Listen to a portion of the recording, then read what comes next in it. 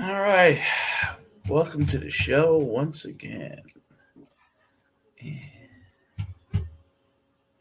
Welcome to Football and the Kitchen Sink. Get ready for in-depth conversation from the world of high school, college, and pro football. Plus some insight about the rest of the world. All this, along with some fun and humor along the way. Pull up a chair, grab a coffee or a beer, and join us. It's Football and the Kitchen Sink. Here are your hosts, Coach Schuman and Coach Depascale. All right, we're back again. Let's go. Before we get to offensive line and defensive linemen of all time, we do want to talk a little bit about the Tennessee situation. Finally pulled the trigger. Before we do that, we just want to say that we're sponsored by the Receiver Arch, receiverarch.com. If you're an athlete trying to get better, this will help you tremendously. Coach Depascale built it with the wide receiver position in mind, but obviously other positions can utilize it. And there's a little bit of a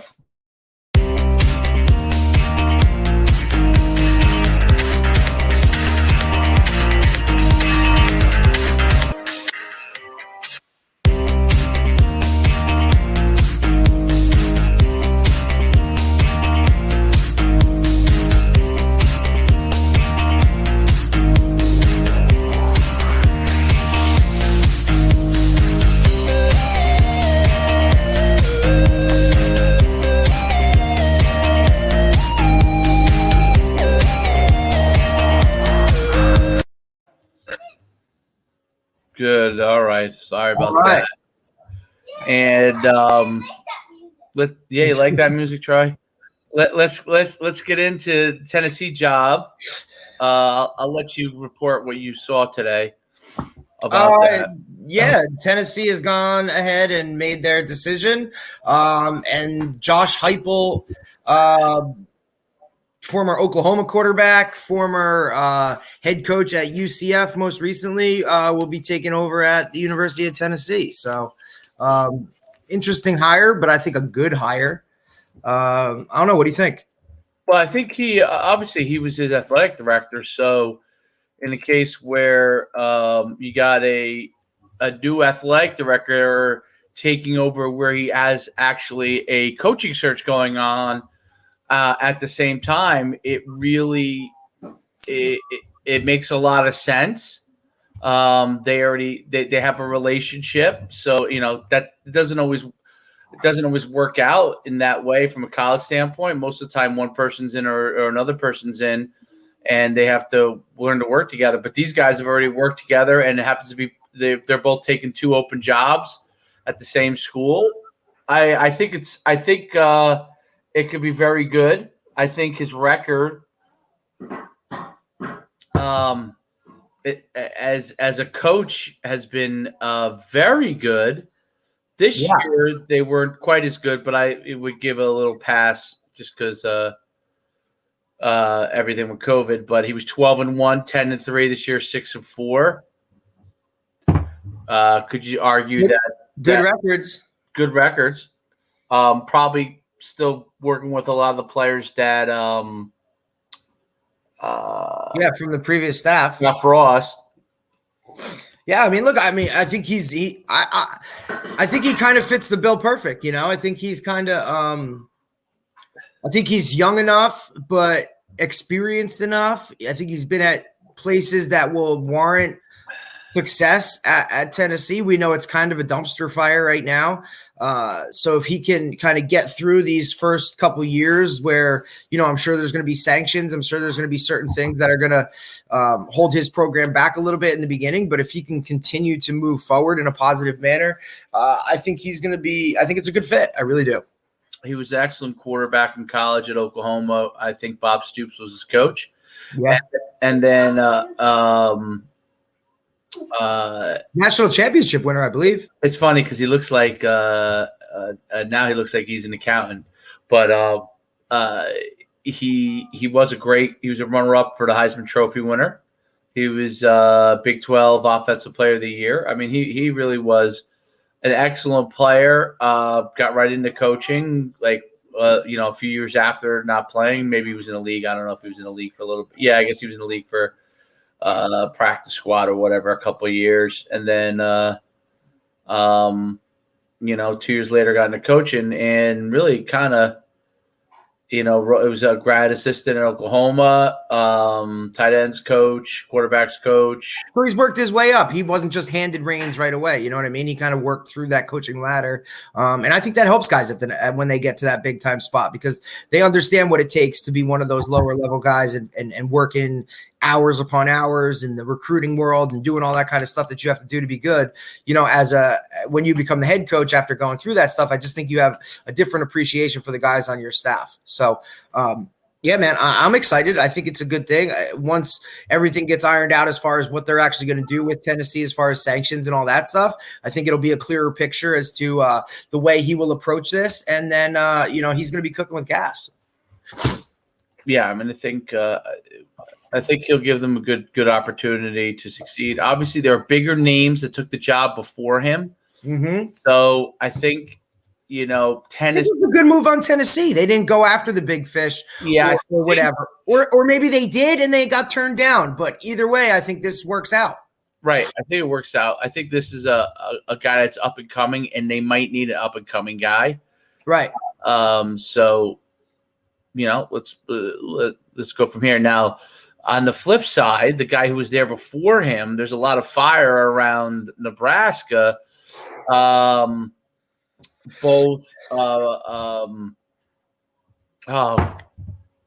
the name. What's his name? Son. Both. So you got Ed McCaffrey's son, brother of Christian McCaffrey with the Panthers. And Kurt Warner's son have both, left the program and are looking to transfer. I saw a report today by former NFL quarterback, or I think it was Sage Rosenfeld.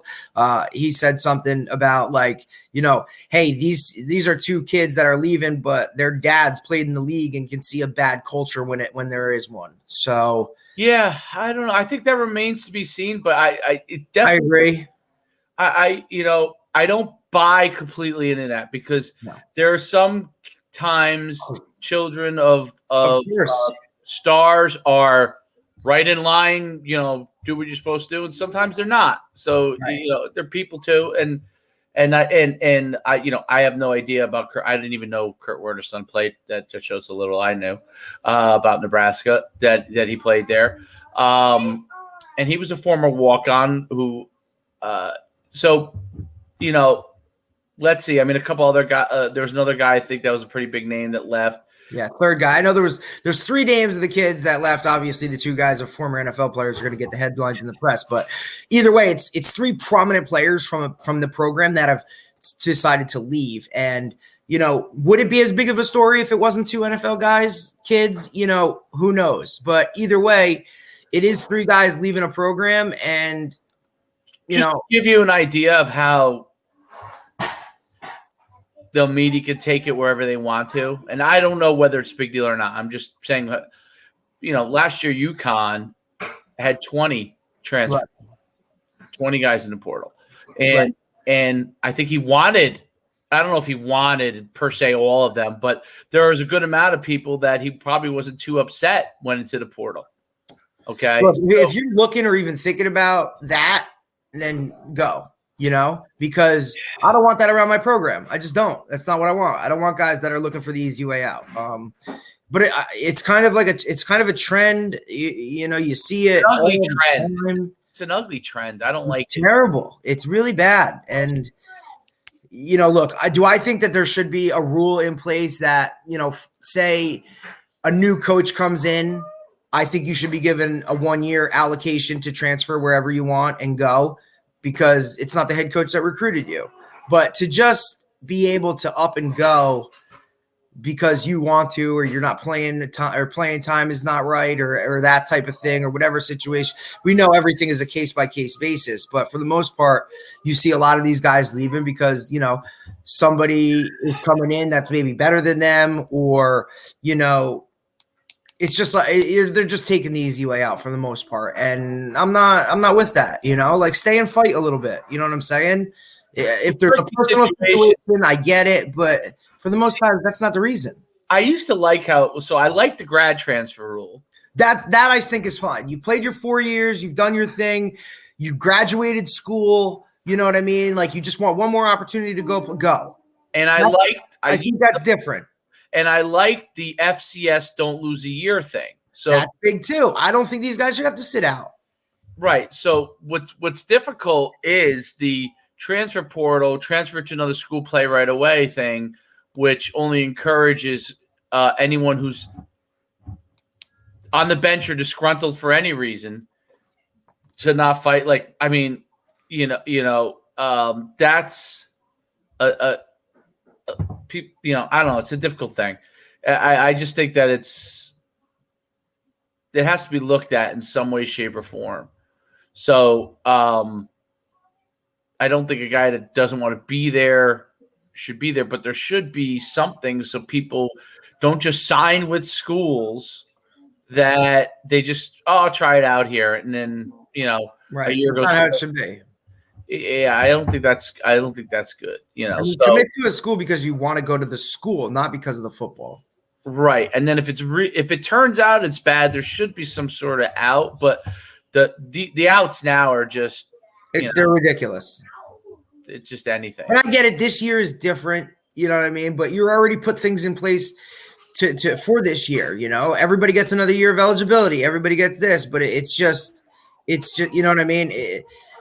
Big John Walker. Good. Yes, you can move down a division with no penalty. And I have no problem with that. But if you move up, you have to sit. Yeah, that's stupid too. Explain that. Be able to move up. And look, I get it. It doesn't happen very often, but really? I think that here I am going from an FCS and I'm going to go take a chance at an FBS and I have to sit out? Really? Yeah. I don't know. I just there's a lot of things with that.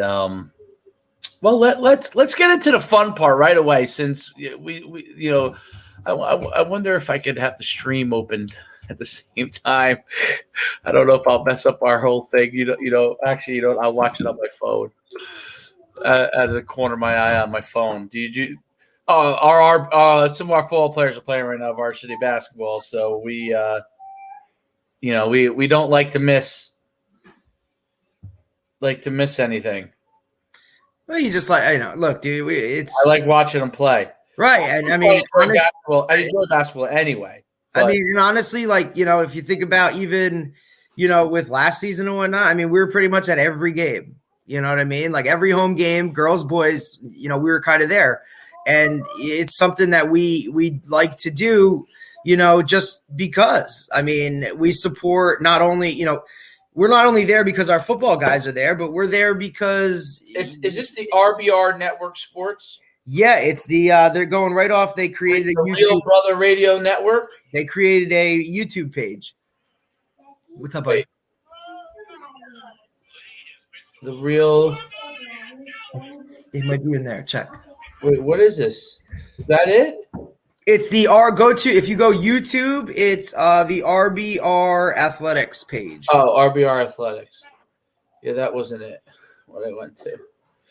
It was RBR Sports. There we go. Man, there's not many people there. Let's go box.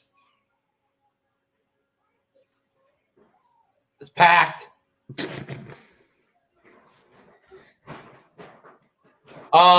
So let's what players? I'm sorry, Coach. I wasn't sure what which players of ours are playing. I think that's Coach's Coach Laughlin and Coach Laughlin, Owen Laughlin and Nick Fairgene. They're playing right now. RBR. They're playing hoops against the Purple School. Oh, did it start already? No, they're introductions. Oh, okay. All right. So let's get into this. Yes. They are, Coach. Absolutely. I believe Coach is he coaches at McDaniel College. He's been in the CS. Good guy. Good guy. They're trying to build it up there. They got nice facilities, I'll tell you that much. They do have really nice facilities at McKinney. And they're in that Maryland hotbed. What conference is that? Oh, I don't know. That's a good question. Maybe Coach will tell us. Oh, baby. So what are we doing today? We're doing what? O-line, D-line? And we got Mr. Latrell. Hi, Chris. Hey, Chris. What's going on? Oh, the Centennial Conference, Coach said. Centennial Conference. Hopefully we could have coaches in soon. I missed that, man. That is – I don't like – that is – that does – it does – see, this is – the off-season stuff is, I love the – don't get me wrong. In-season is in-season, but, it's the off-season stuff that I enjoy because, it's just it's an opportunity to do more for your kids, than just football stuff, So I hope it comes back soon, but who knows? It's I guess the bench is socially distanced. Yeah, you see how all the chairs are spread out? Interesting. I wonder if they had to cut their rosters. One of the best field houses, by the way. Yeah, look at the size of our look, it's huge. Maybe in the state. Absolutely. Hands down. The fact that you can fit 8 wrestling mats in there just tells you the size of it. You have a track. I mean, full blown. I wish, there's 4 basketball courts. It would be great if one day that track became like the right rubber track, because you could really get some work in there with that. If you got you would obviously know better than I would. Yeah, you could get working with that, but it's harder on your knees. You know what I'm saying? Of course. But anyway, all right. So offensive line, let's go first. We're going offensive line. Yeah, Chris, 8 wrestling mats. 8. Yeah, it's huge. When they do the Shore Conference wrestling tournament at RBR, there's 8 mats that fit in there. And as a guy who did North Jersey wrestling stuff, when I was at Mount Olive, we would have 4 mats. So I thought that was big. And now I come here and there's 8 mats. So I'm just saying there's nothing like 8 wrestling. Dave, you were there. There's nothing like 8 wrestling matches going on at once. It's crazy. It's wild. It's as inside. It's probably bigger than AC's floor, or as big. Same floor size. Yeah, it's a spectacle. Yeah, I think is AC 12 or is it 8? I think they do 8. Yeah, it's the same size, just don't have the same stands. Correct. Obviously, it's, but we do have the way it is situated with those stands pulling out, that's big time. It's cool. And it's a huge, you can't see it from the live stream, but it's actually a huge basketball stands. Beyond that's what I'm saying. The fact that those pull out and then you have both behind both hoops. If you really had a big game going on, you could really fit a lot of people. You could get you'd be over 1,000 easily. Yes. That's huge. Oh, the game started. Oh, I hit a 3 to start. Okay, so offensive line, you ready? Let's go. Now here's what's tough about offensive line. They get no press. No, here's there's 5 positions. We're picking the top 5 guys. So maybe we should go 10 because really there's 5 positions. I don't know. All right, let's just pick 5. That's fine because no one will know who anybody is anyway other than us. Or actually maybe. I'm just looking at the guys and it's tough. Yeah. Honestly, I don't really know many of these guys. Like I had to I have to look at and because I don't even know who some of these dudes are. All right.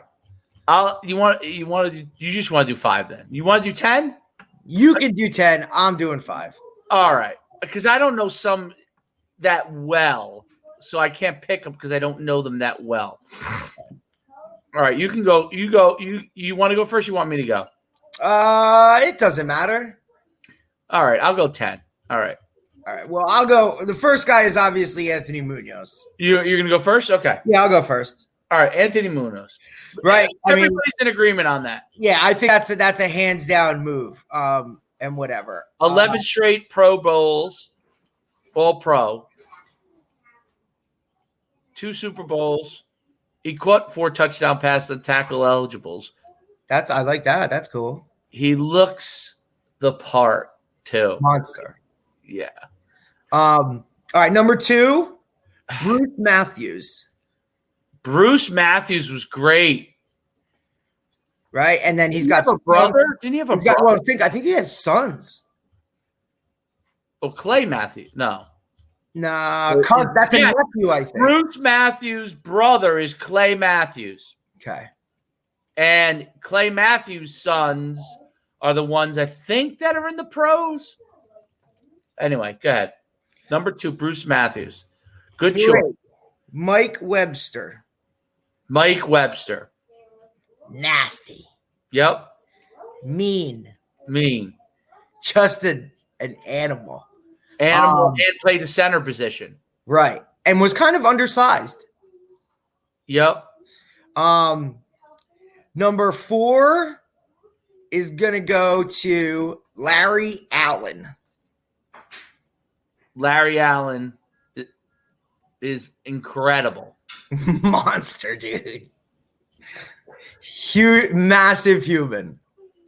And then I guess this one is kind of more so just because I thought he was the best lineman I ever saw play is going to be Joe Thomas. Right. And a lot of the lists don't have him there, but he's the best guy probably of this era. Right. So there's a ton of other names as I go through. I honestly don't know that much about Joe Thomas, even though I know he's been a Pro Bowler so many times because you don't ever actually get to watch the Browns that much. Right. I mean, but there were some other names when I was going through, that like Gene Upshaw. Yeah. Oh yeah. Jonathan Ogden, Walter Jones, Randall McDaniel. I mean, some of these guys, bro. McDaniel was great. I don't remember him that well. Right. The name Dan Dierdorf kept coming up on a lot of lists that I was looking at. Dwight Stevenson was the center for for Dan Marino. He was fantastic. But I just some of them I don't know enough. So when I come to my 10, even though I know because some of them were from my era that they were Hall of Famers over and over again because I had all pro because I had their football cards. Right. I still probably haven't watched enough to know. So gotcha. So go ahead. You can go. Go ahead. So Munoz is number 1, hands down. Okay. Number 2, I think, is Larry Allen. He was the biggest dude ever. Wasn't the tallest, but he was just he's a massive people, dude. He just killed people. He literally just murdered people. This is when it gets hard for me. Right. So number 3. Let me just make sure. Wow. Sorry, Nick shaved his beard. No, he did not. Well, it's gone. There's nothing there. Wow. Sorry, guys. We've had a player that's had a beard, like full-blown beard, since he was probably 2. Is it 5 to 5? He's number what is it? 3-1? Oh, they got the scoreboard in the bottom left corner. Yeah, I know, so small. That's interesting, though. Oh, Enoch's starting. Okay. Yeah. That's what I was wondering. I was asking, is Enoch starting? Who's this guy? Where is Nick? Nick is 20. You can't even. You can't tell who he is. Right now. He's not in. Yeah, that's right. Him. He's on. Yeah, you can't see. He's got the ball. He looks so different. He's at the top of the key. I guess he got tired of it. I don't know. Or his girlfriend got tired of it. That might happen. Yeah, it's funny. All right, sorry to throw you off. That threw me off. Like, oh, all right, number 3. Okay, so number 3. I'm going to go with a guy that was the best lineman from when I was growing up.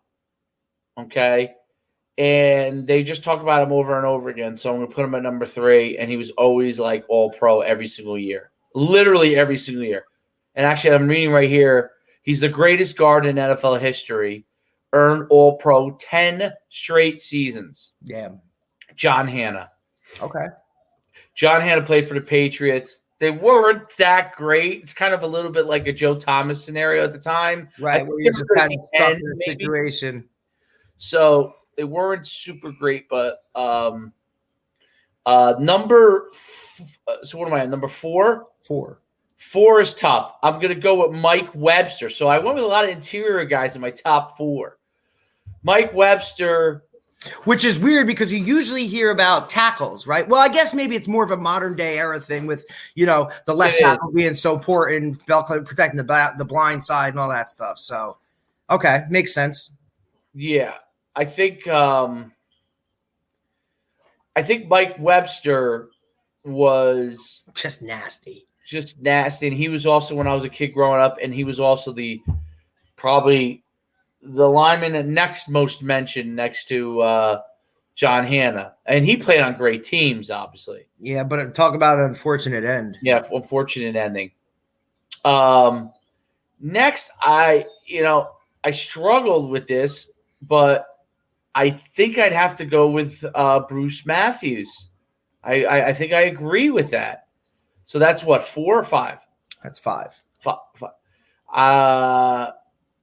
He was also a guy that was over and over again as a kid, like always all pro.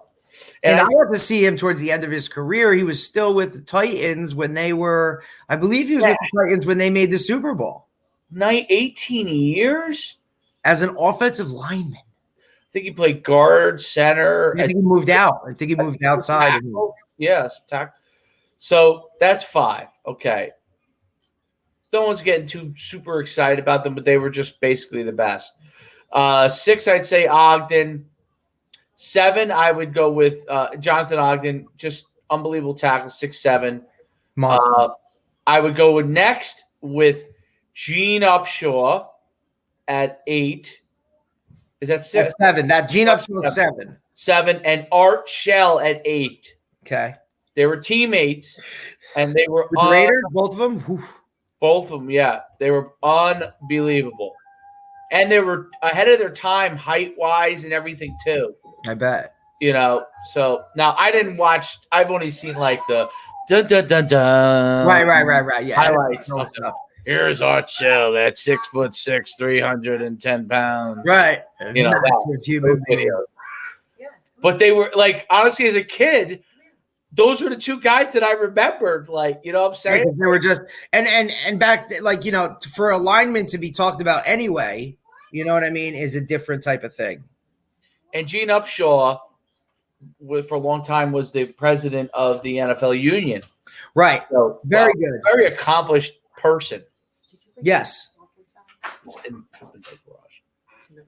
Yeah. So very, very accomplished. All right, so on number 9? 9. Okay. I don't see my favorite lineman on here on any of these lists, and I'm wondering why. Maybe he didn't play that long. I was trying to figure this out, or maybe he wasn't that good. I'm not sure. So I'm going to leave him off the list just because I don't want to go with my cowboy bias. I already got one of my guys on there, but I'm going to put this as my footnote. Nate Newton? Favorite offensive lineman. My favorite. Nate Newton. Okay. Now I think of him as being one of the top 10, but after reading all the stuff on these other guys, I don't see him anywhere. He's not anywhere. So I thought so too. He must not be in the top 10. But for whatever time period he was dominant, that offensive line the Cowboys had it was ridiculous. He used to swallow people up. Literally. He was Pro Bowl 6-time. Yeah. Obviously 3-time Super Bowl champ. I'm sure he's in the conversation. I just don't know quite enough technique-wise to know why, you know what I'm saying? Of course. They don't consider him. So I'm not going to go against the pundit. Like, if he was in the top 20, I would have put him in. I didn't see him in the top 20. So I'm going to kind of leave him off there. So then I'm going to go number 9, but he is my favorite. He was so big and so dominant. Number 9 is Orlando Pace. He was my 6. He was a monster. coming out of Ohio State. I remember him at Ohio State and then transitioning to the league and him being whoa. He might have been the first pick in the draft. Yes, I believe he was that, or he was definitely top 3 for the Rams, I believe. And he changed the game. There's that has to be Nick going down the court right there. That had to be Nick. I don't know. I can't. No, that wasn't. Oh, I blew it. Yeah. The coach for the purple school is wearing a face shield like Andy Reid. No, he's not. Just look. I can't. Andy Reid 68. That's why he's wearing a face shield. But he's also wearing a face shield and a mask. Andy Reid was, or no, the head coach here. Andy Reid would go between his face shield and his mask. I feel like Andy Reid's face shield was better than his mask. His mask doesn't look like much. By the way, I wanted to tell you that my defensive coordinator from college is the Bucs DB coach. That's amazing. Yeah, yep. And that secondary's been playing phenomenal in the playoffs. He's an unbelievable secondary coach. Yeah, those guys have been balling. Shout out to Nick Rapone. Think about how many picks they have. Oh yeah, I mean he. Before that, when they were all over at the Cardinals, he had Tyrann Mathieu, Patrick. Yeah, he had Peterson. He had some dudes. He's just a sick DB coach, man. He's just sick. That's awesome. All right, so you're on number 10. You got one more. Number 10. Okay. I already know who my number 10 is, and I just forgot it. Let me just try and scroll here because I feel like for some reason I had him and then I lost him. Okay. Number 10. So this is the guy that one of these things picked him as number 2. Okay. I know nothing about him other than when growing up as a kid, they kept saying he was the best offensive lineman. And you would see again, he would be like on the dun dun dun dun, those old school videos. Gotcha. On the Packers, they won 5 NFL titles, 2 Super Bowls. He was a head coach in the NFL. He was a famous guy, like as famous as they come. And linemen weren't famous. Forrest Gregg. Linemen were never freaking famous. Yeah, Forrest Gregg. Okay. All right. No one will know who he is. But that's a pretty solid list. Would he have size-wise been able to play now? I don't know if he would have. He's the only one on that list that I don't know would have. There are people who would have taken Jim Otto, who is even before him. Joe DeLamalore, who my brother used to date his daughter when he was down at right after Duke. He was with the Electric Company. He was the dominant lineman with O.J. Simpson. He was a great guard, Hall of Famer. I mean, Dan Dierdorf you mentioned. I didn't know much about Dan Dierdorf. I was surprised. I just saw his name constantly popping up on the list. I actually kind of liked him back. I used to hate him initially on Monday Night Football, but then I really Then you start seeing some other people, and it's oh. Yeah, I warmed up to him. Oh, Johnny Walker put Tony Mandarich. No, he should have been. Could have been. Never was. Yeah, he kind of did his own thing. Yep. So those are, I went with the top 10. You went with the top 5. It's not as crispy as it is when we talk about the. No, because you're talking offensive linemen, man. Look, don't get me wrong. They make next one's going to be crispy. They make everything happen. The next one's good. Now, do we want to go to top 5 current offensive linemen? I don't even know if I know. So let's just move to D-line. All right, D-line is crispy. This is nice and crispy. Yeah. And it did break my heart when I was looking through top 20 lists and I did see Nate Newton. I was like, man, did I miss something, or was I just so biased on Nate Newton? Right, because he was your team. Yeah. Because Larry Allen lasted longer, right? And I guess, was widely recognized as the best guy. But Nate Newton, everybody knew. Right. Everybody knew. All right. Top 5 defensive linemen. This is really, really, really hard to pick. It's tough. You going first or what? 1 and 2 are slam dunks, but that's just me. You going first or me? I'll go first. Okay, go ahead. Okay. This was tough. This is tough because they're got, again, what the area you grow up in, you have some affinity for guys that you had cards for and stuff. Right. Like that. And you just liked. So I'm going to.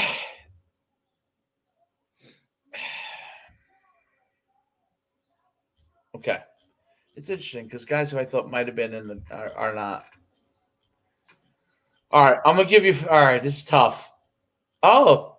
And a lot of these lists, you might know one of the guys. He's not going to make my top 5 probably, but you'll know. Did you ever watch The Little House on the Prairie? Never. Okay, forget it then. Never. Sorry, it wasn't really my show.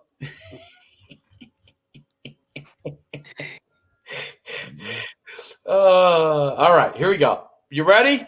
Let's go. Let's go. All right, I'm going to go way out on a limb Oh, on number 5. oh, you're counting down. Okay. Because I just don't. I don't know. I feel like the old time guys can't play in today's game. They'd be thrown out, They won't be quick enough. and if they would be thrown out for what they would do to a quarterback when they actually got there. Right.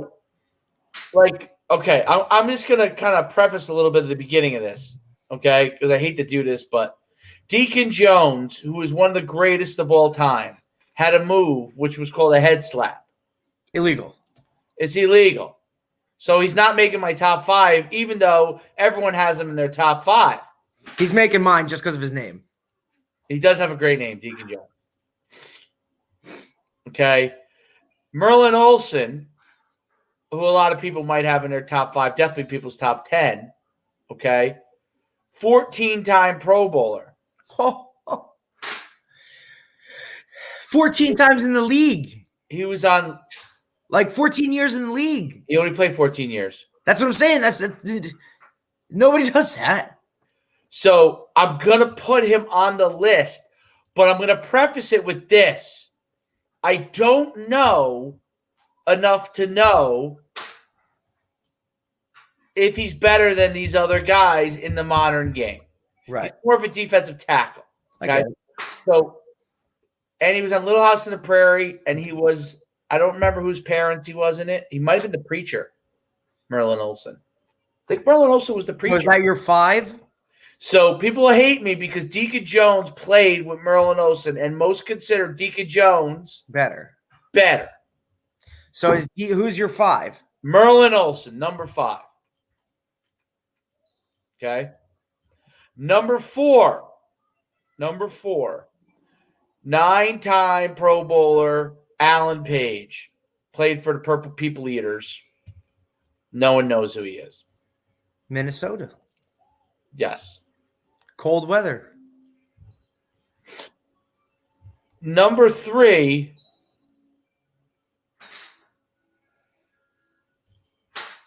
This is tough. I mean, I'm screwing some of my Cowboys, but I just feel like if you hold the record for the most sacks, you should be in there. I'm going to go with Michael Strahan as number 3. No one will like that. I hate it. Yeah, you should hate it. I think you want me to tell you the really truth of when I look at this list? There's 20 guys that are all around the same. I could say J.J. Watt is not considered in the top 10. J.J. Watt is probably in the same ballpark as most of these guys. That's how close. 100%. I agree. Like, I think these guys, Like if there's any group where there's so many guys that are, it's the defensive linemen. What I will talk about is after this, other guys I thought are great because I don't even love my list. It's a tough list, dude. But I do love 1 and 2. Okay. Yes, I agree. My 1 and 2, I'm all for. Okay. I think we're gonna have the same 1 and 2. Yeah. Number 2 to me is Bruce Smith. Number 1 is Reggie White. So I think that would be consensus across the board for most people.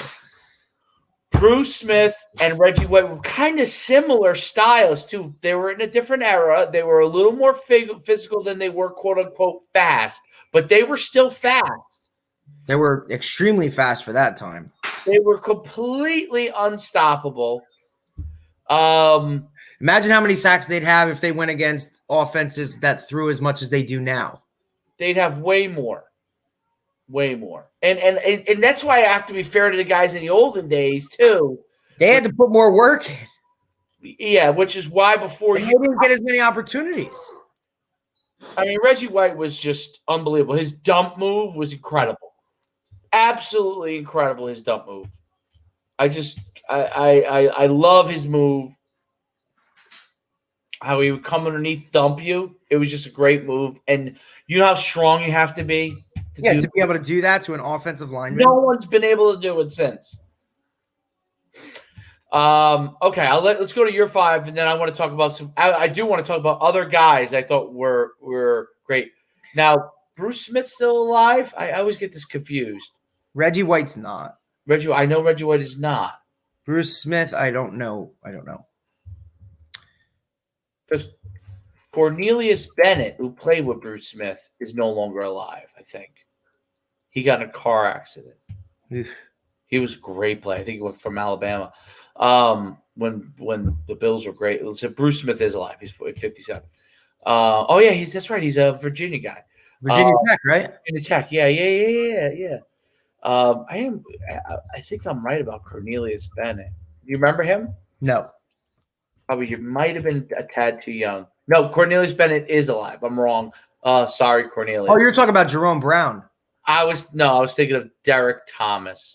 Ooh, here's another one. What's up, buddy? Is it on the couch? The other one. Hit the other one. Find the other one.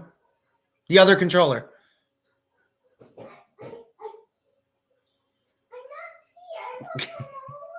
All right, give me 1 second. Yeah, so Derek Thomas. Derek Thomas is not on that list. Of his era, he was incredible too. What did he have sack-wise? I mean, he was incredible also. 10 years, 126 sacks. I guess the list is too deep to look where it was. You good? Thanks, man.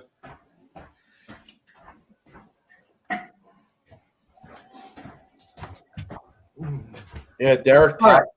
Yeah, Derek Thomas was a beast, dude. I don't know why people don't have him on a list. He's definitely Was he a D lineman or an outside linebacker?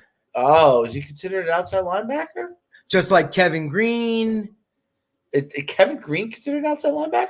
I think so. Yeah, because of 3-4, right? Lawrence Taylor. Yeah, I guess you're right. I guess that's what he's considered. All right, here we go. You're right. You're right. He is considered a linebacker. You're right. Yeah, because they played in that 3-4. Yeah. All right, so our number 1 and 2 are the same. Reggie White, Bruce Smith. I had somebody on here that you don't. Mr. Youngblood. Oh, Jack Youngblood. Mainly for the name. Played with a – was it him? Is that the guy that played with a broken leg? No, that yeah. Think so. No, or was that was he the stork, Jack? No. Yeah, it might have been him. So he's my 3. Jack Youngblood was great. Deacon Jones 4. Deacon Jones head slap. And I don't know if people are gonna like this one, but I obviously am partial and whatever. Warren Sapp is 5. Warren Sapp was great for a briefer time period. And here's my 6. John John Randall. John Randall was And that's because I just loved him when I was growing up. Yeah. He wore he had the eye black. He was always barking and just being talking smack. Just being a nut job. So, yeah, I guess Jack Youngblood is the guy to play with a broken leg. How could you not? How could you not love him? But like you said, there's so many guys that are right there, that could all be in it, and I mean, Charles Haley, I mean, okay. This is what I was thinking of. Did he play with? I mean, ultimately, I think if you look at this list, Aaron Donald is going to be on it. I don't know how you can. Okay, bud. I don't think you can say that Aaron Donald won't be on. JJ Watt, does he belong? JJ Watt. Like I think so. Of the guys who didn't make it from both of our lists, Joe Green, Mean Joe Green. I mean, right there, he was unbelievable. I don't know Howie Long. I don't know who Gino Marchetti is. I'm just looking at these things that they have. Bob Lilly is way before my time, but he played with Roger Staubach, and my father would talk about Bob Lilly, so he must have been good. This one I'm looking at has Julius Peppers. Yeah, Julius Peppers. Definitely he's in the conversation. Randy White played for the Cowboys. Remember him? He was great. Leroy Selman, who didn't play that long. I don't know why he didn't play that long, but he was the best out of playing on a terrible team, and he has a nice chain of barbecue restaurants that I used to frequent down in Tampa. Leroy Selman, I enjoyed your restaurants. I don't know if they're around anymore. Have you ever been to Leroy Selman's? I don't know. Look at it now. Let me see. This list I'm looking at has Jason Taylor on it. Jason Taylor, I think, is on the outer fringe of that range. Oh, it's called Leroy Selman's Permanently Closed. COVID. Oh, it was in Tampa. I loved it. COVID.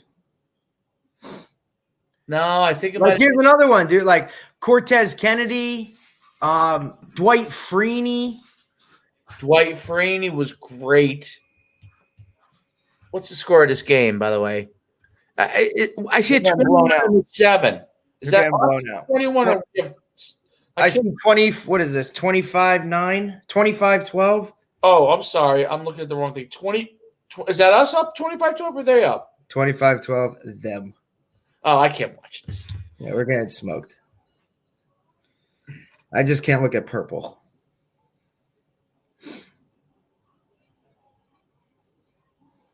I wonder who's doing the filming and stuff. It's automated. What?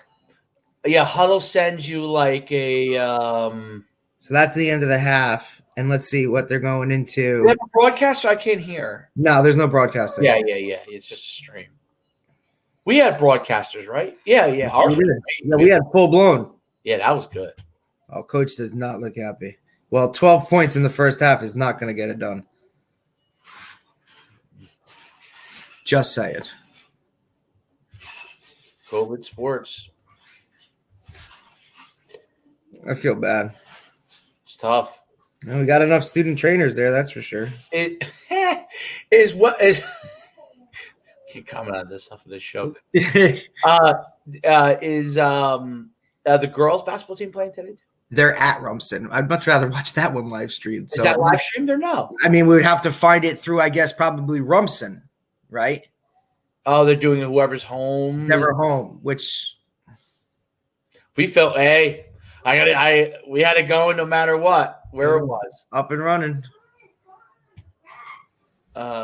Different stuff. Anyway, during my brief time period away, I thought about during my brief time period away, if that ever happened to me again, I would get you an earpiece, because you know what I could do, which I thought about during the game, but like I didn't want to, break rule or get in trouble or anything. But Nick Saban does it. Why can't we? Right. So I was thinking is if that ever happens again in the future, I'll get you like one of those one thing earpiece things. You put it in your ear, and then because the same thing as if you're up in the booth. Exactly, it's like being in a booth with a live stream. So there were things I saw in the game that I was like, if he just does this, and I felt helpless, and I didn't want to like call you on your cell and then we get into trouble or something. I wouldn't even know if you were. You wouldn't have picked up the cell, but I'm just saying, like, I'm just saying, I don't know if I would have been able to even watch. No, I would have. No, what I would have said. No, I'm saying, like, from your perspective, like, I don't know if I would have been able. I would have been so like, I can't. I just can't. Yeah, we could plan for it though if it ever happened. Well, hey, you never know what's gonna happen. I'm just not even talking about that, like COVID or something like that. It could. Something could. Yeah. You never think about it until something like that happens. Like, what actually if something like you that? actually probably need an action plan, like just because what not that you wouldn't do a great job, which you did. But what if something happens? But like, doesn't hurt to have another pair of eyes. I'm watching the game. I'm watching every play. I can see their defense. See what they're doing. You know what I'm saying? Of course. There's which is kind of like what Nick Saban was like trying to do. Like, can I coach from the booth? Can I, you know what I mean? Can I do this? Can I do that? Yeah, I mean, like, I'm sure those guys are all going to have everything, and I could see everything developing. I'm sure that those guys are all going to have that type of stuff in place now for sure. That's for sure. You know what I mean? Yeah. All right. Who else did we shaft here? So Leroy Selman, by the way, great. I told you about the food. Buck Buchanan. He has an award named after him for the Division II Heisman. It's called the Buck Buchanan Award. Must be pretty damn good. He's got to be good. Warren Sapp, you put in your top 5. John Randall, Willie Davis. I guess Green Bay. Richard Dent was great for the Bears back in the 80s. You said Charles Haley. I don't know who Doug Atkinson. I don't know who Carl. I mean, there's some Howie Long is in here. I don't, I guess he was 8-time Pro Bowler. Yeah. His teams weren't that good at the time. Chris Dolman was excellent. Jason Taylor. I'm actually a little surprised Jason Taylor's in that list. Yeah, because he was good, but not really, you know what I mean? I don't know. I just don't think he was on the level of some of those other guys. Yeah, and what about the Freak? Was he close to that at any point? Remember the Freak? Von Curse. I think he got hurt too much. University of Florida? In college. Remember him in college? Animal. But you're right. I think if he had not gotten hurt so much, I think it would have been, obviously, I think he would have been, had an opportunity to be better. Yeah. Dan Hampton, who was not on Mark Gastineau is close, in my opinion, in the top, Jared Allen, Jerome Brown. What about Vince Wilfork? Marcus Ware. These are all guys that are Dwight Freeney you mentioned already. Is Vince Wilfork on that list? Well, he probably should be. Right. He just didn't have the numbers, but why wouldn't he be? He was a million times and he was cool. I remember his interviews. Funny. Funny as hell. Harvey Martin was good. I don't know if he's in the mix. I'm just looking at some guys that I remember well. Alex Karras. Do you remember what show he was on? No. Is that the guy on Coach? Punky Brewster. Oh, no. You and Punky Brewster. Oh, can't tell those stories here, unfortunately. Maybe a different show, like if we're on Barstool or something. Montel Allen said Reggie White, John Randall. Now, we both mentioned Montel, I don't know if you were listening, we both mentioned Derek Thomas, but they're considering him an outside linebacker because he played in the 3-4. But we both said if he was a defensive lineman, yeah, he would definitely be close to this list. Because Derek Thomas was just a freak among freaks. What number did I have Larry Allen? I had him 2, right? You have Larry Allen 2. Yeah. The only thing I had him 4. Larry Allen is a definite number 2 to me. But like Anthony Munoz was literally like there was no one close his whole career. Like, I don't know. And the Bengals weren't very good back then, correct? They had a couple of good seasons. I mean, he was there a long time. There were some bad. He's won good seasons, like playoffs. I think he was in the Super Bowl twice. That's right, because the Bengals were in the Super Bowl. Boomer Esiason in the early '90s against the Niners, right? Or maybe that was '80s. Boomer Esiason was a quarterback, right? Didn't he make the Super Bowl for them? I don't know. And then where'd Boomer Esiason go to college? Boomer Esiason. That's a great one. Maryland. Should I look it up? Am I right? Maryland. Boomer Esiason. And I believe his coach was Bobby Ross? As in like Army Boomer Esiason? Or as in like Army Bobby Ross? As in like Charger Bobby Ross? Yes. I think so, but I'm not 100% sure on that one. But I think Maryland. Am I right?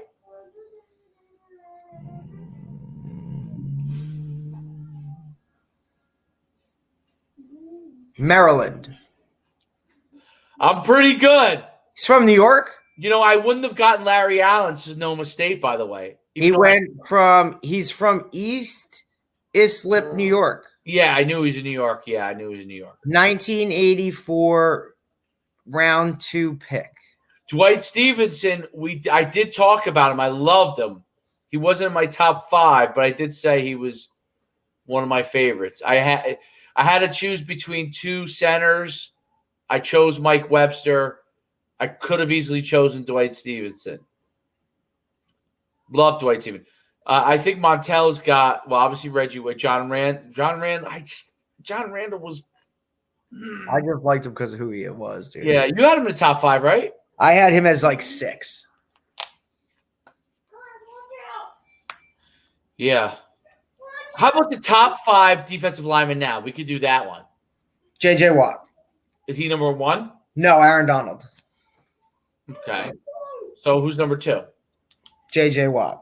Number 3. I know he's trending down. He is. Number 3. You know what I mean? You're putting his body of work together. That's fair. What's that? He still has a body of work.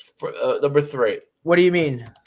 Well, he's got a body of work over his career. He's not completely – I mean, I do think you're right. He's kind of towards – I don't know, towards the end. Because when you're a defensive end, it's more that – not that you physically can't go anymore. It's just that you're just so beat up that you decide to back. Right. Physically, you kind of can't.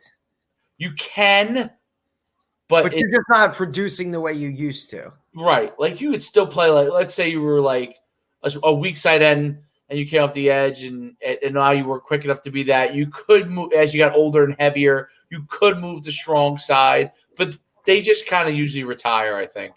Right. Because then you have to change your style of play, and I don't think too many D linemen change their style of play. No. Not offensive linemen do. Offensive linemen definitely do. That's why you see them last so long. But D line's hard because you polish those moves. It's like, how do you now just be, a guy that's like, I don't know. Let's say you're always a fast off the ball guy, make a move. Right. Now you got to play strong side end where you're a little bit more run game and. It's tough. Yeah, I get it. All right, so that's number 2. Watson. Are we just going across the board? Yeah, who's 3? 3 would be and this is tough.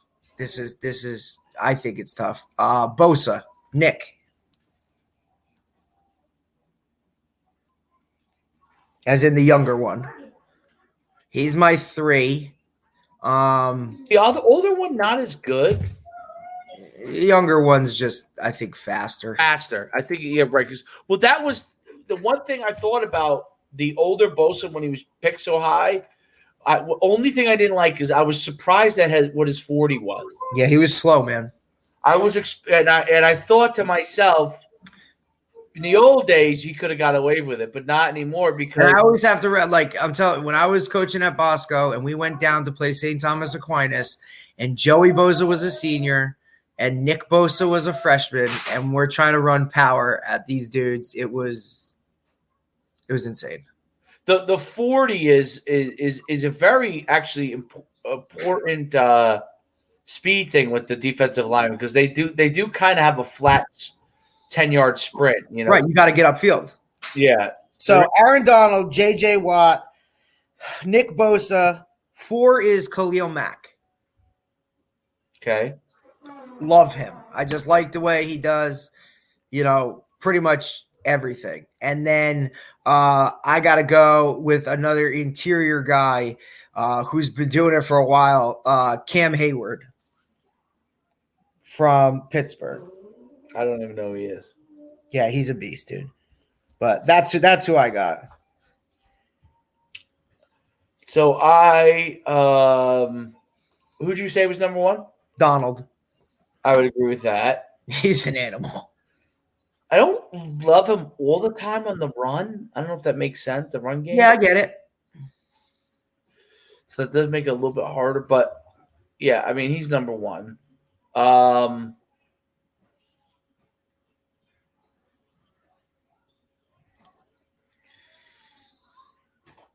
like the Kansas City Chief guy. Yeah. Jones. He's right there. I like Kenny Clark. I didn't think I would like him. When he was coming out, I wasn't sure he would be that good, but he is awesome. All right. So number two, I would go after what I saw. Yeah, I knew this was coming. What do you think I'm going to say? Barrett. Yes. That's your two? I've never seen anybody get off the ball like that in my life. He literally was. Period. It was like he had the cadence. I mean, I guess me voting him number two was like me voting him the hottest more than he is right proven. Plus, you saw him. Like, you just saw it. It's so fresh in my mind. Like, he literally, I was like, he had to have jumped. And then I thought he was offsides of it, but he no. That was a nice take by Nicky right there. They're coming back. Yeah, I don't know about that. Yeah. 25-19. Yeah, just watch. Nicky, I tell you, he's so quick. Look, because he hates losing. He hates losing. Hey, I love the coaches watching it. Listen, dude, I mean, are they in the mix with it? I think Coach should give him a lot of calls because I already know the places Nicky's visiting. So yeah, keep calling. Told me the three places. Yeah, I'm excited for that kid. So, and it wasn't one. Wasn't one you expected? Yeah. Well, he's kind of that way. You know, he likes to do things his own. I think he'll be good at anyone. He'll be great anywhere he goes. Anywhere he goes, there's no. As long as he commits to which I don't see him not. He and to see him actually. I think in his case, I think D3 will perfect because the only thing he'll be faster than those guys too. Whereas if he went to FCS, he's going to be equal. He'd have to be more of a little bit more of a possession, or so. Hargrave is very good. I think he's right outside. Chase Young too. There's not that. I like Chase. Montel, I like them, but I just don't think there's not enough to go off of right now. Not yet. Don't get me wrong. Is Chase Young going to be there? Yes. Like, there's not a doubt in my mind that he will be phenomenal. Zadarius Smith. I mean, these dudes are. He's an NUC alum. I tried to get him with. Who's the dude from the Colts? I tried to get him with the athletes. What is it, Buckner? So who did I do all five or no? You have two. Donald and Barrett. Three. So 3 is Nick Bosa. 4 is 4 is Chris Jones. 5 is JJ Watt. Khalil Mack is 6. I just feel Khalil Mack, like, Chicago's defense has been good, but he just poor guy. Like, he's another one of those guys that's just stuck somewhere. Yeah. I don't know anything about Cam Hayward, but I from what I'm reading, he probably should be ranked. But Kenny Clark would probably be 7 for me. Oh, Nicky's got his clap going. He's pumped. When Nicky starts clapping, things are. Hey, you know what else is cool for them playing hoops? They don't have to worry about football at all really this year, so they can really just kind of play. Where's Owen, by the way? I don't know. I haven't seen. Is he up top right there? No, he's definitely not in right now. I know. I'm watching. I haven't seen it. It looks like he's sitting on the bench in the middle there. They should give us this tape, and we could put commentary in it. Oh, I've announced basketball before. I think it's amazing. We should be able to do this live and announce off this stream. On hit it. Like some trained it. Bang. The point guard, the big Murray. guy. Murray. He's good. He's Cap- very. Look, Nick's clap. Okay, Nick. He settled. Arms out. Okay, Nick. It's 26-28. Yeah, they're coming back. Looks like they got a football player playing center there for them. He's huge. Look at this kid. I wouldn't surprise. Oh, no way. Oh, my God. He drained that? Bang. You know that kid who I don't know who he is, but he's just sitting at home, just in his house shooting threes. Nick shouldn't have shot that. But Nick always follows his shot.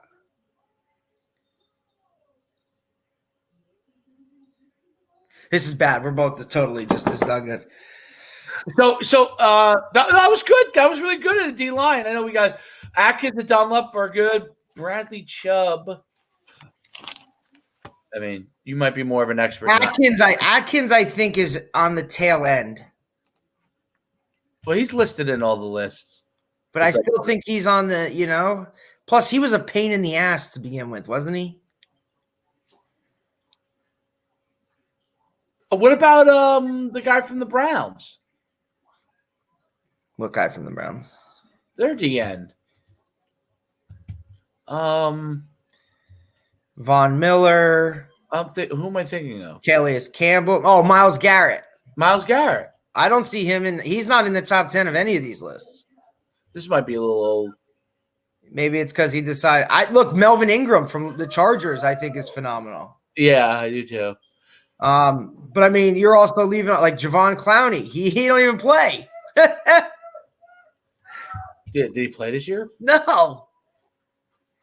He didn't even on a team. Was that a charge or a foul? I know I'm watching off my phone, which is hard. Me too. So I can't really even see. Like everybody looks like ants. It's far away, obviously, because of just how you have to film it. Although it does follow the whole. Oh, that's 2 points right there. That's really automated. That's that really, had to be Nick. Yeah, that's Nick. You can tell by his run. He feels good. He's covering the point guard. Well, they changed up their defense now. Finally, 31-30. They're going 1-2-2 rather than a 2-3. So they're putting pressure to make it. Let's go. And they put Nicky at the top because he's the most aggressive. So that's a good move by coach. I like that. Oh, nice steal by Enoch. Enoch's good. He's got length, man. This is where he struggles. Is finishing. He made it. They're winning. You gotta take a timeout there, Purple People Eaters. With your face shield. Yeah, but let's hope coach doesn't tighten up. Charge? No. Oh no, he's moving. Yeah, I don't see Nick. I don't see Owen playing, but they do have like their kind of quicker group out there right now. Enoch. I mean, Owen coming in. Yeah. Yep, you can tell.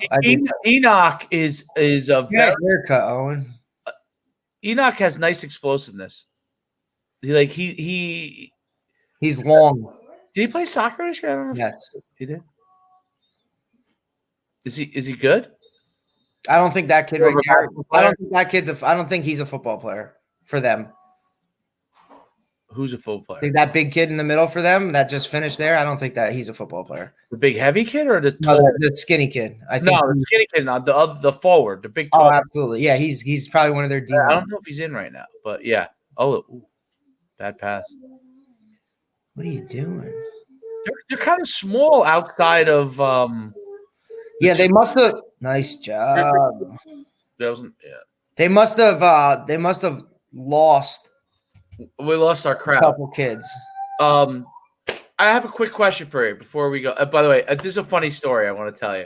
Oh boy! So today I go out and play soccer with Troy. Okay. Now I didn't realize. Last night it sleeted and everything and rained. Now by play you mean like kicking the ball around?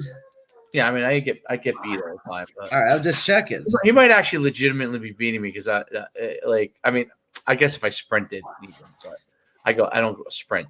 I hope not. So anyway, he falls twice. He changed his clothes one time. Second time, like you're in sweats, you can play with it. because it's all muddy. Right, it was wet. So then I'm challenging the ball, and I fall. I land flat on my back. Flip, you know what I'm saying? Honestly, Immediate pain. my whole body.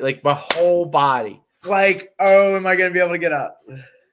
And I thought, oh, my God.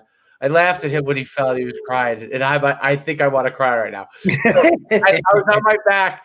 My neck was it's killing me now.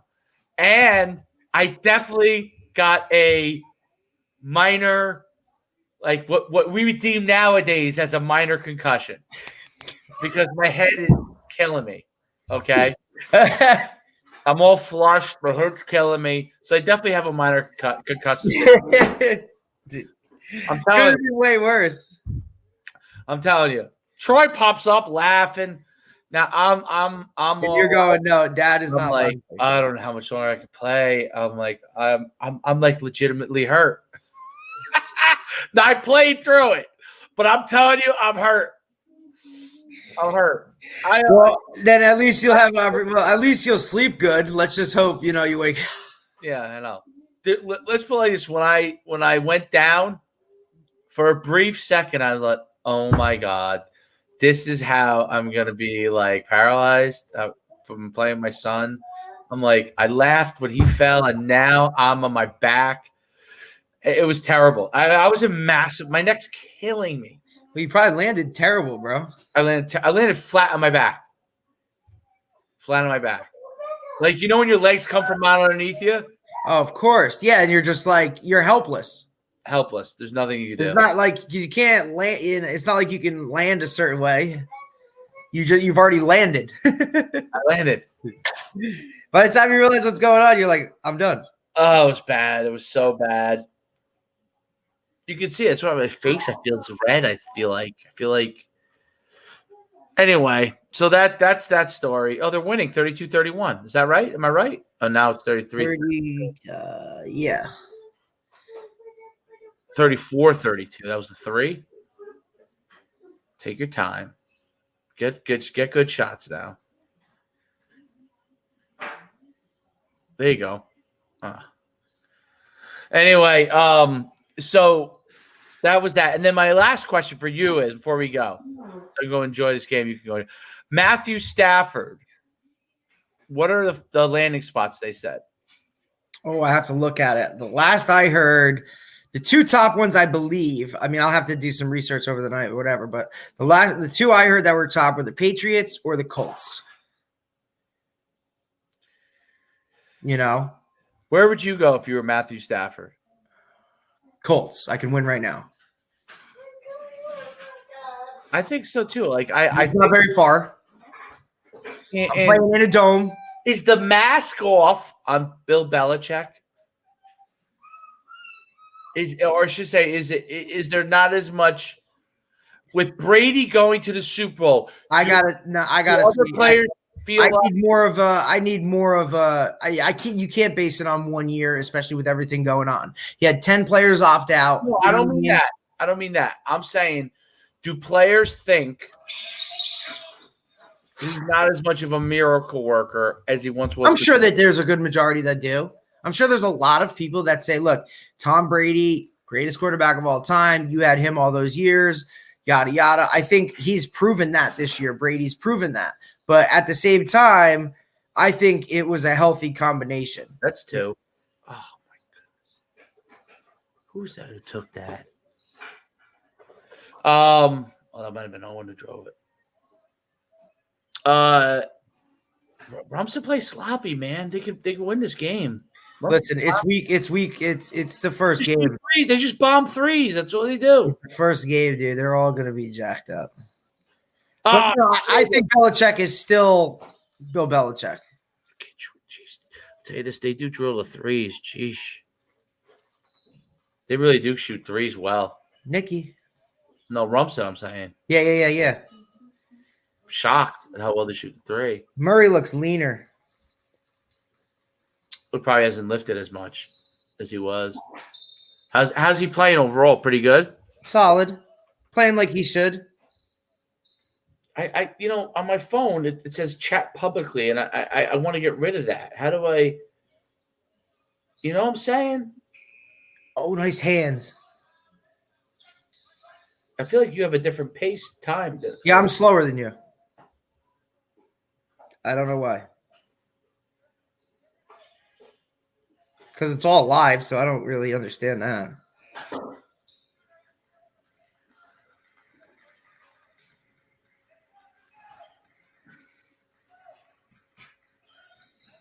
Let's say what is the score? Because I can't get rid of the notes on here. Well, I can't listen. The scoreboard is funky in the bottom corner anyway. Something's covering it up. Oh, is that a 9? It looks like 39-32 purple with 5:40 to go. That's what I have. So they reel up 8 straight points. Anyway, let's Wentz to New England, Stafford to Indy, says Montel. I heard that today because I heard Wentz, wherever. I don't know what you're going to do with Wentz there because I don't know. Is that relationship still good because now the coach is out and we're going to blame that for that situation? I don't know which way they go. Which quarterback, in your opinion, besides the draft picks, is going to emerge next year?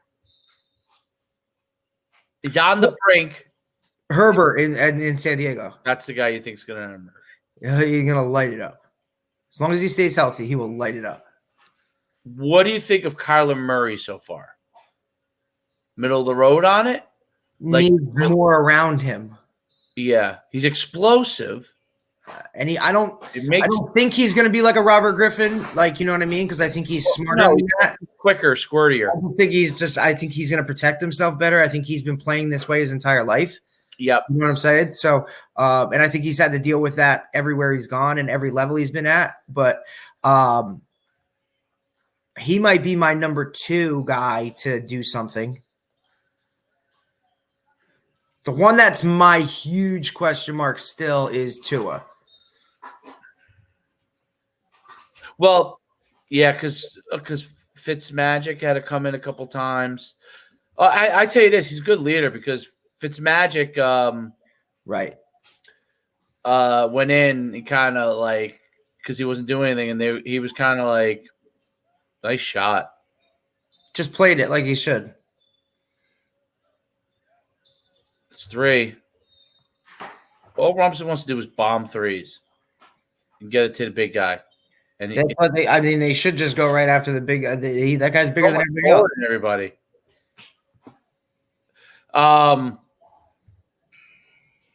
He's one hit away. I think he's talking about Murray. Oh, from being hurt, you mean? Well, because he definitely. I mean, he has that Michael Vick. He's slim. I mean, he's thick. But he's light. He's thick, but he's light. He's short. Right. He's not as thick as Russell Wilson. No. Russell Wilson's is not tall, but he's a big dude. He's probably 210, 215. Yeah, he's built. Yeah. He's got. Oh my God! Did he shoot 3s? Goodness gracious. That kid is he must have hit 4 I've seen, or 5.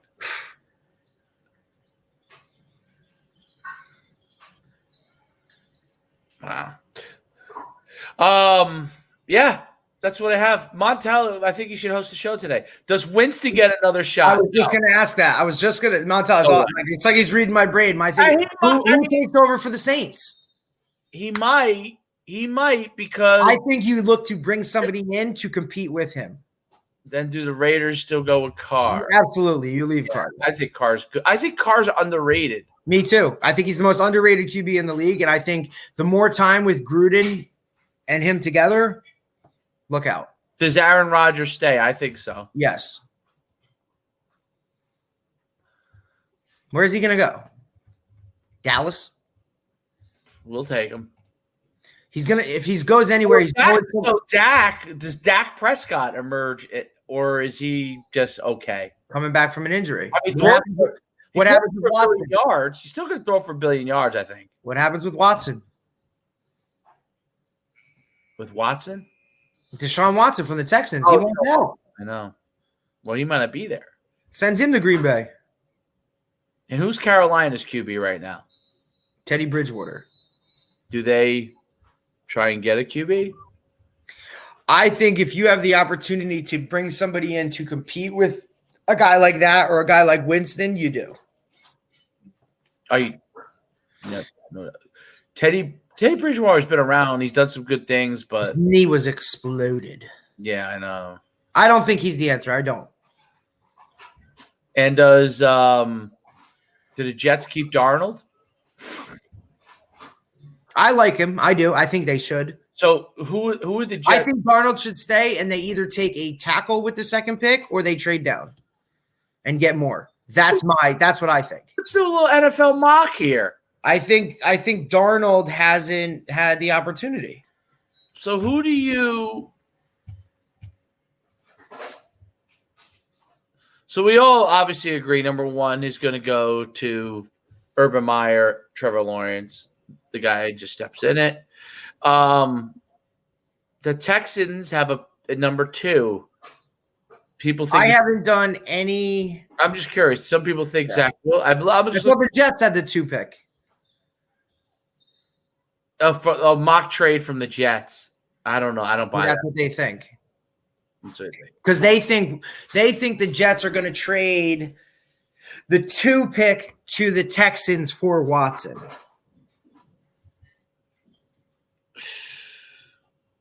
Do the Rams stick with Goff? These are great questions. There's so many quarterback questions. There's some relationship issue there, I think, right? There's so many quarterback questions going into this offseason, more than I've ever seen in the world. Like, ever seen in general. You know what I mean? Devonta Smith. Yo, did you see Devonta Smith will not at the Senior Bowl will not take height and weight measurements? Yeah, because he's going to be under 6 foot and under 150 pounds. Actually, they get smart. Yeah. Just watch me on the field. Dude, what do you need my height and weight for? Just watch me go play. Like, I haven't watched any of that Senior Bowl stuff. What is it? It's this weekend? Yeah. What staffs are coaching? I think they just have it's not staff. I think it's just like I thought it was like usually an NFL team and an NFL team both took each side. Oh, I don't know. I think the Carolina Panthers were one. I honestly don't pay attention at all.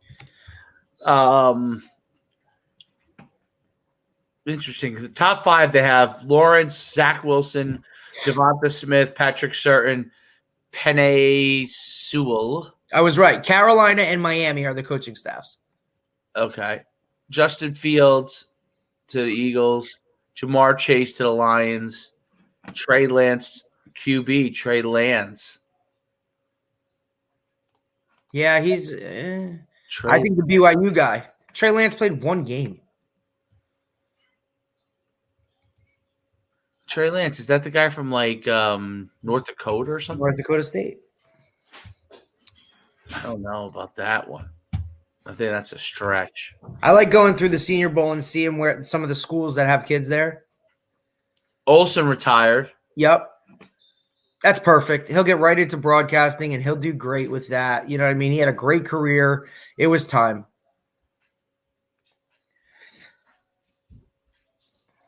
Deshaun Watson has interest in coming home to Panthers. I'm telling you, he could go anywhere. Interesting. Anyway, let's get out of the show. Oh, why Najee Harris stock so low? Projected 2nd round. Because he only did this for this year. No, Alabama running back. Yeah, he only did it 1 year, really. He was good all 4 years. Yeah, I don't know. There's got to be something.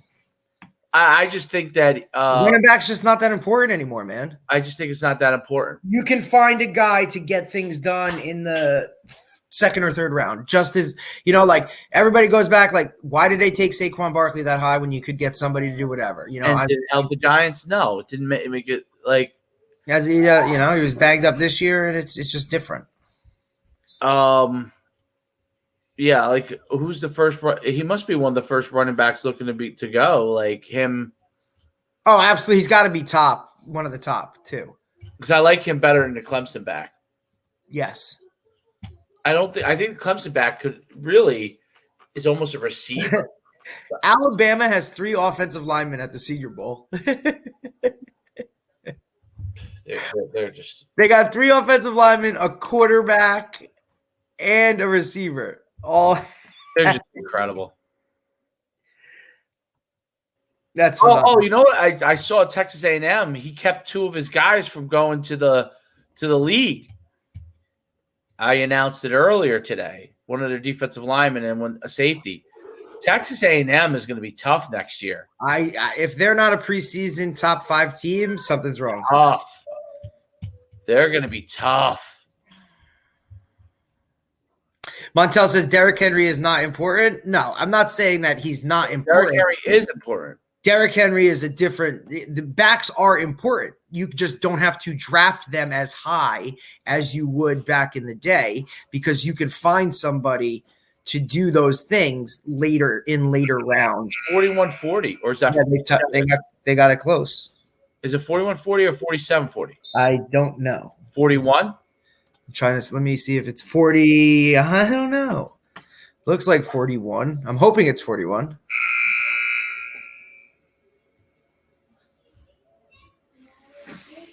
Trying to see what this says. People are making fun of the scoreboard. Yeah. There's always something. Okay. Yeah, so what was the last thing you just said? No, talking about running backs that Derrick Henry he's on a different level. Everybody needs a running back. Oh, got steal. Everybody needs a running back, and then Derrick Henry is just so exceptional. Nick's on the floor. Jump ball or foul? Nah, I call him a walk. So I think everybody needs a running back, but and there are guys that are better than others, and Derrick Henry's proven it. But going so high has been a killer for some teams because you're losing other positions, and you might have been able to get someone comparable. I'll use a good example. The Chiefs use multiple running backs. So the guy they got from LSU, exactly. In some games, the guy from LSU is really, really effective. Ed Hilaire, Yeah. And then some games, come on, make it. In some games, he's not very effective at all. And they switch it up. Like there's no way other than Derrick Henry. Name me a 3-down back. No, I think Derrick Henry is so big, so physical, so fast. I mean, the man's the greatest running back up until the NFL, the greatest overall running back in the history of football. Meaning his high school numbers, even though he did play at a small school, he was so down. But I love that he stayed at his school. Like, he could have totally did whatever he wanted. Right. He played with his friends, and he became the most prolific running back of all time. Like, because he went to a small school in Florida. How cool is that? Yulee High School, small school, probably the equivalent of a 1 or 2. Yep. And he stayed there with his friends. Because he knew, look, I'm good enough. I'm gonna get what I want staying here. I don't have to go to any of those other schools. I mean, I just thought that was awesome that he did that. Like, it's refreshing. And look, is he still in the NFL? Yeah. Is he the best in the NFL? Yeah. Did it matter? No. Where he played his high school ball? No. He still ended up at Alabama because he was that good. And you know what's even interesting about it? Because he broke all those records in high school, it probably created even more prominence for him. You know what I'm saying? Because it was like, look, he's at this school with no one else. You know what I mean? Like, look at him doing his thing. I don't know if he's with no one else, but it was just. No, but you know what I mean? Like, they're not looking at it like, oh, he's at this big whatever school. Well, I'm saying how many yards he would have rushed for, right? So he might have been a school all-time leading rusher at another school.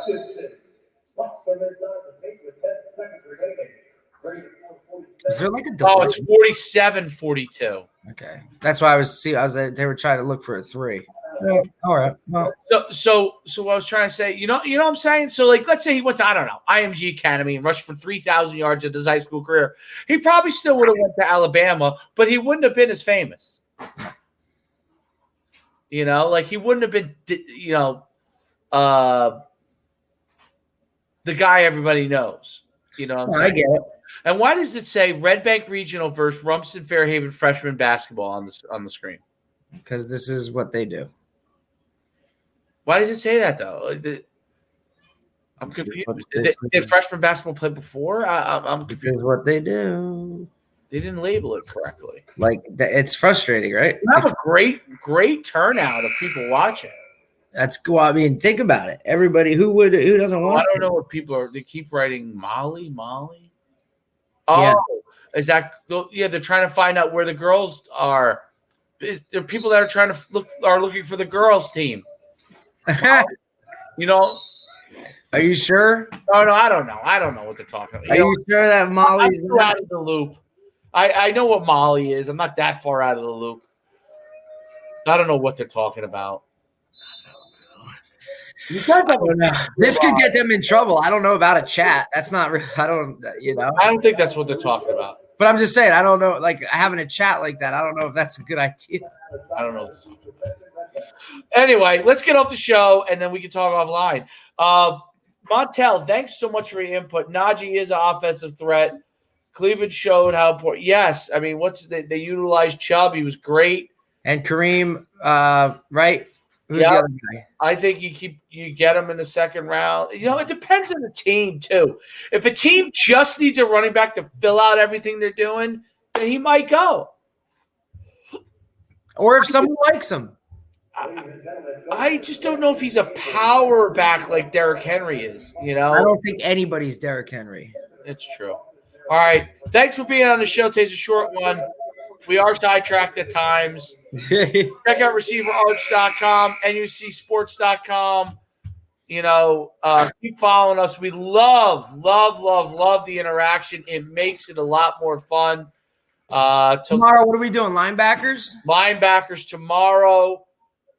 And we're going to have to go back to running backs because we'll redo running backs. Yeah, we'll redo running backs for the fans because it's going to be a hit.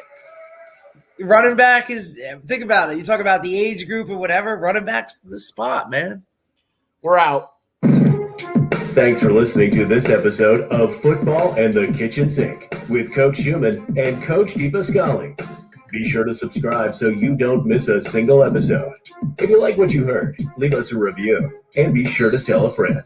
We will meet you back here next time on Football and the Kitchen Sink. See ya.